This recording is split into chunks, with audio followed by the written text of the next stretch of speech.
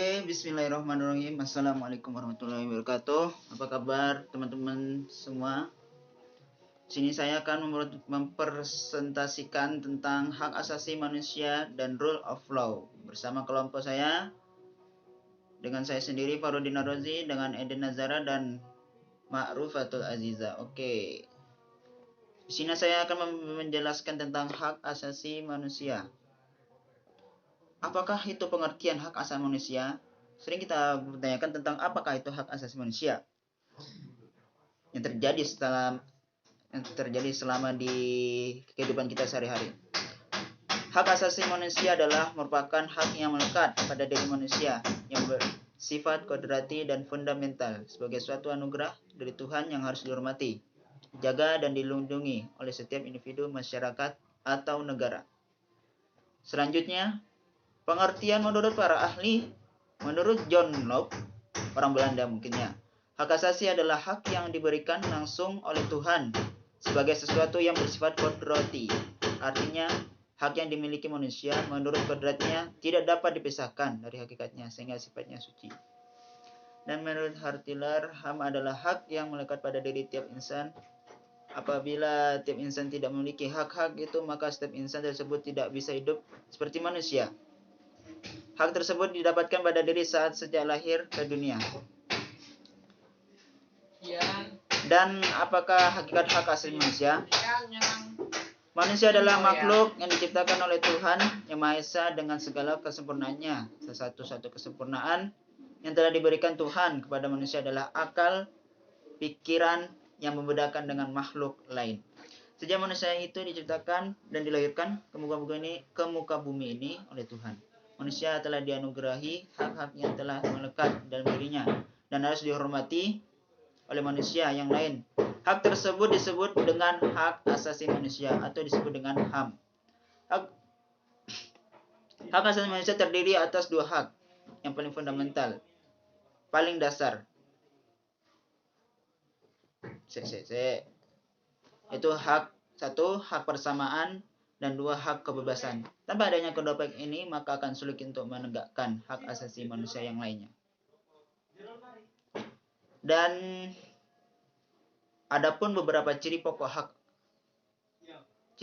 hakikat HAM adalah sebagai berikut. A. HAM tidak perlu diberikan, dibeli ataupun diwarisi. Maupun Anda kaya maupun Anda miskin, semua HAM itu untuk semua manusia. HAM berlaku untuk semua orang tanpa memandang kelamin, ras, agama, etnis, pandangan politik, dan atau asal-usul sosial dan bangsa. Jadi HAM tidak mengenal siapakah Anda, di manakah Anda berasal, dan di mana Anda tinggal. C. HAM tidak bisa dilanggar. Dengar, HAM tidak bisa dilanggar. Oke, akan dilanjutkan dengan kelompok saya. Sekian.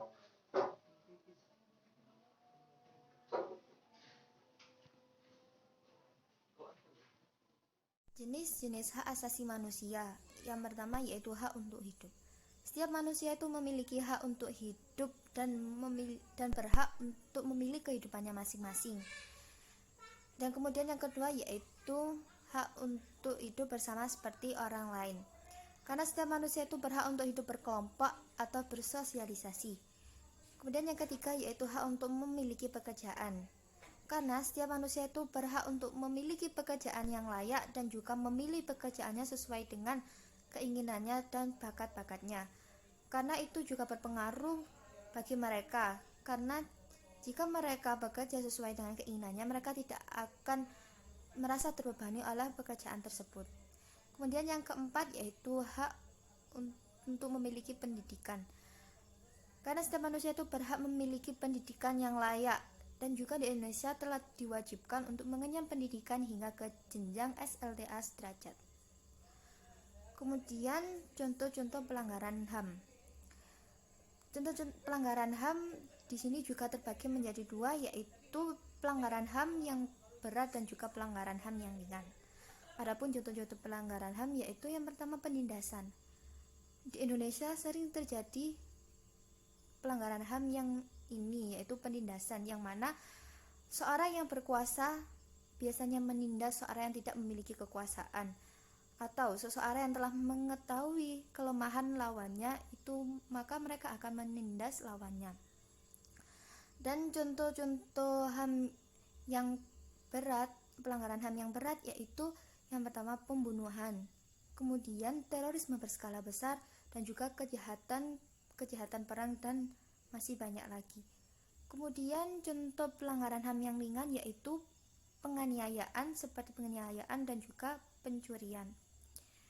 Kemudian pentingnya HAM dalam kehidupan sehari-hari yaitu dengan adanya HAM kita akan merasa nyaman, karena dengan HAM kita dapat hak lindungan dan juga kita bebas untuk hidup bersosialisasi dengan siapapun, dan juga dengan HAM kita dituntut untuk saling menghargai sesama manusia dan tidak memandang apakah ia muslim atau non-muslim dan ras-rasnya.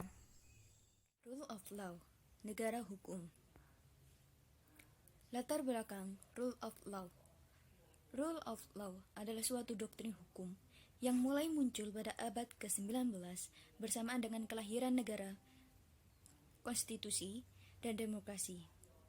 Rule of law merupakan konsep tentang common law di mana segenap lapisan masyarakat dan negara beserta seluruh kelembagaannya menjunjung tinggi supremasi hukum yang dibangun di atas prinsip keadilan dan egalitarian.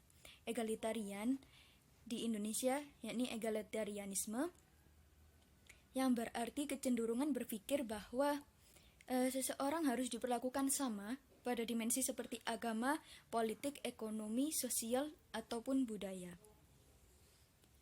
Kemudian, pengertian menurut para ahli. Menurut Philippus M. Hajon, ialah bahwa negara hukum yang menurut istilah bahasa Belanda adalah Rechtsstaat. Ini lahir dari suatu perjuangan menentang suatu absolutisme, ialah dari kekuasaan raja yang semena-mena, untuk dapat mewujudkan negara yang didasarkan pada suatu peraturan perundang-undangan. Oleh sebab itu, di dalam proses perkembangannya, Rechtsstaat ini lebih memiliki ciri yang revolusioner, melakukan suatu perubahan. Dan menurut Friedrich J. Stahl, ada 4 unsur pokok untuk berdirinya satu Rechtsstaat, ialah sebagai berikut. Pertama, hak-hak manusia. Yang kedua, pemisahan atau pembagian kekuasaan untuk menjamin hak-hak itu. 3, pemerintahan berdasarkan peraturan-peraturan. 4, peradilan administrasi dalam perselisihan. Menurut Friedman 1959 tentang Rule of Law, menurutnya Rule of Law merupakan doktrin dengan semangat dan idealisme yang tinggi. Kemudian, Rule of Law dibedakan diantaranya sebagai berikut. Pengertian formal atau in the formal sense, yaitu organized public power atau kekuasaannya umum yang terorganisasikan, misalnya suatu negara. Yang kedua, pengertian hakiki atau ideological sense yang erat hubungannya dengan penegakan rule of law karena menyangkut ukuran tentang hukum yang baik dan buruk. Di sini formal dan hakiki termasuk di prinsip-prinsip rule of law. Prinsip-prinsip rule of law secara formal dalam Undang-Undang Dasar 1945, negara Indonesia adalah negara hukum. Pasal 1 ayat 3. Yang kedua, segala warga negara bersamaan kedudukannya di dalam hukum dan pemerintahan dan wajib menjunjung hukum serta pemerintahan itu tanpa kecuali. Pasal 27 ayat 1. Yang ketiga, setiap orang berhak atas jaminan perlindungan, pengakuan, serta kepastian hukum yang adil serta perlakuan sama di depan hukum. Pasal 28 D ayat 1. Kemudian yang keempat, setiap orang berhak untuk bekerja serta mendapat imbalan dan perlakuan yang adil dan juga layak dalam hubungan kerja. Pasal 28 D ayat 2. Di sini Indonesia sangat Di dalam Undang-Undang Dasar 1945 diharapkan hukum ini tidak tumpul ke atas namun tajam ke bawah. Itu yang diharapkan. Kemudian prinsip-prinsip rule of law secara material atau hakiki berhubungan erat dengan the enforcement of the rule of law. Keberhasilan the enforcement of the rule of law itu tergantung pada kepribadian nasional masing-masing bangsa, menurut Sunarjati Hartono 1982.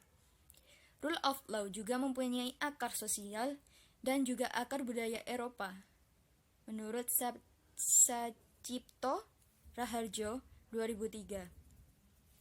Yang ketiga, rule of law juga adalah suatu legalisme, aliran pemikiran hukum yang mengandung wawasan sosial, gagasan tentang hubungan antar manusia, masyarakat serta negara.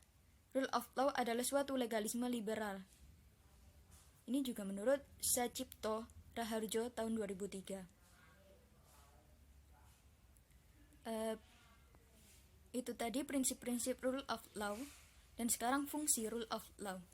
Fungsi rule of law pada hakikatnya merupakan jaminan secara formal terhadap rasa keadilan bagi rakyat Indonesia dan juga keadilan sosial sehingga diatur pada pembukaan Undang-Undang Dasar 1945. Bersifat map dan instruktif bagi penyelenggaraan negara. Dengan demikian, inti dari rule of law adalah jaminan adanya keadilan.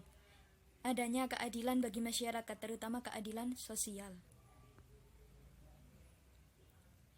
Berikut dinamika pelaksanaan rule of law.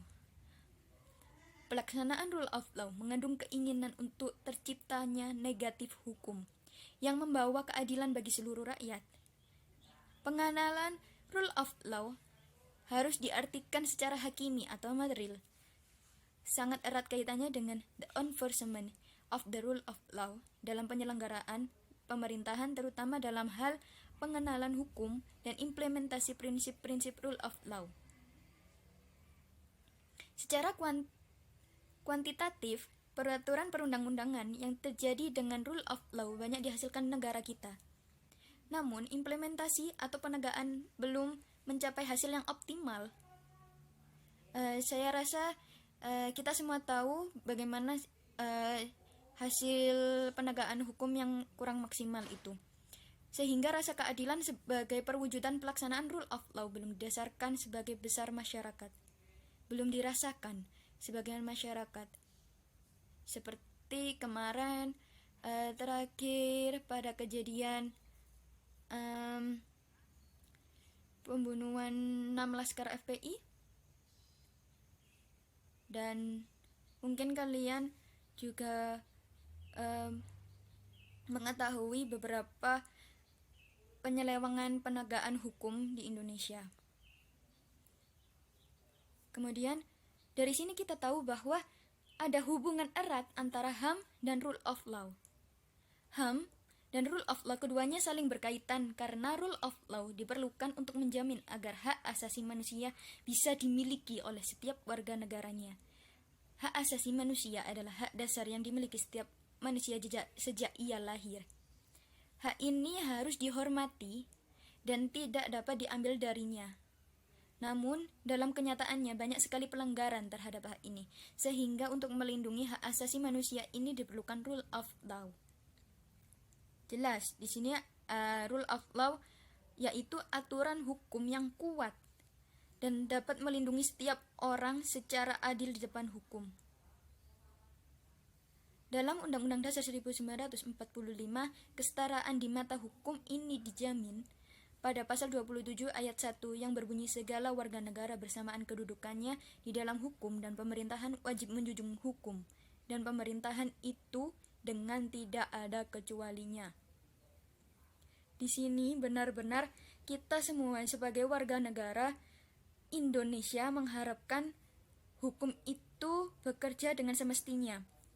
Hukum dapat berjalan dengan seadil-adilnya. Kita juga berharap bahwa